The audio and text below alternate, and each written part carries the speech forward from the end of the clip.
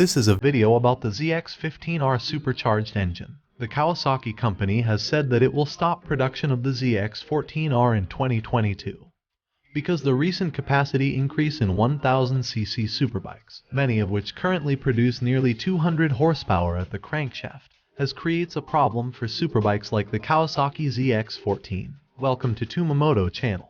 Subscribe to this channel to get a lot of information about motorbike. Many rumors suggest that it will be equipped with a 150cc engine and have a maximum capacity of more than 250 horsepower. Thus, it is possible that the new superbike from the company Kawasaki is about to launch to replace this Kawasaki Ninja ZX14R can be named Zx15R. There have been 4 patent documents revealing that Kawasaki company. They are working on a supercharged superbike to replace the Ninja ZX14R. This superbike will be equipped with a supercharged 4-cylinder engine. Maybe this Ninja ZX15R Supercharged will be equipped with the same engine as the Ultra 300X watercraft uses. This DOHC 16-valve 15cc inline 4 equipped with a supercharger and intercooler to make nearly 300 horsepower. In addition, this new Kawasaki Ninja ZX15R will be equipped with a lot of electronic technology similar to the superbike models of the company Kawasaki. Okay, if you like this new Kawasaki Ninja ZX15R design, then let me know in the comments. Now, goodbye and see you.